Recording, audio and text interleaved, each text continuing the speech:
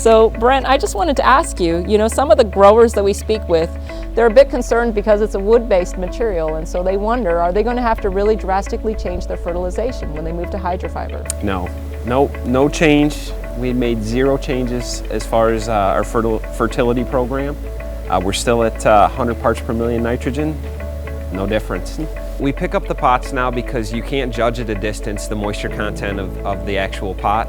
The HydraFiber does dry out a little bit faster on the top as opposed to growing in a peat perlite mix. And obviously, as you can tell, the plants look extremely healthy.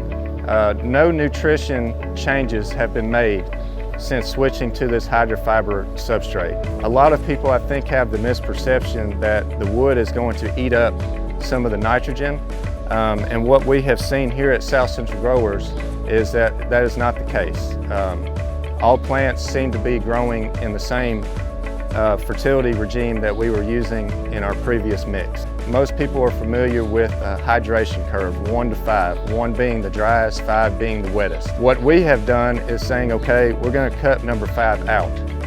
We're going from 1 to 4. So if typically you say, okay, this bay takes 20 passes with an irrigation boom to get to a saturation of 5, we say we're going to cut it down to 16 passes and get it to a saturation of 4.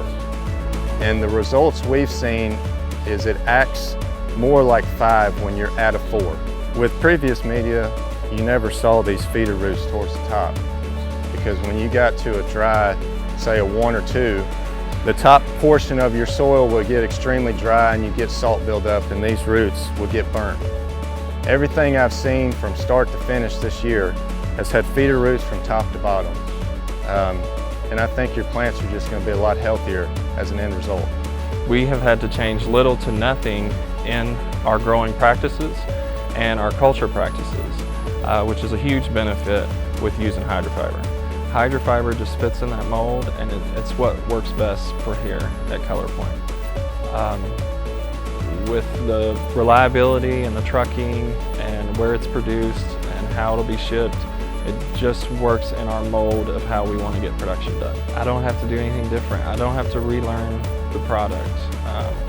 I don't have to teach my growers how to grow it in a different medium. HydraFiber holds more moisture, and it's everyone knows that. And so we talk a lot about modifying irrigation, and that was one of our, I think, kind of maybe fears, is that growers would overwater.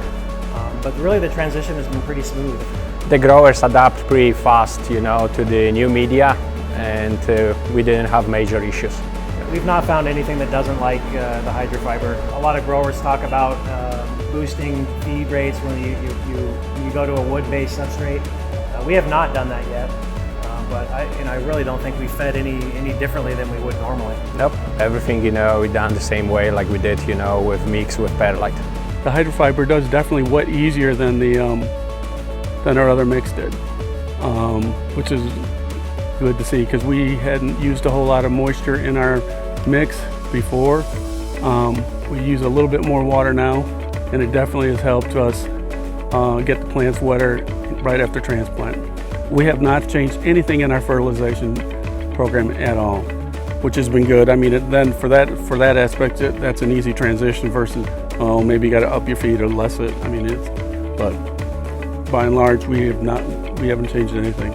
Everything we've done so far, we have not seen any issues with any plants having any adverse conditions at all. I'm confident that we are using 30% less water of what we normally use on our traditional media. The only thing I know of HydraFiber is that it's a great product that works well, and it works well in all the plants. There is no plant that doesn't like HydraFiber.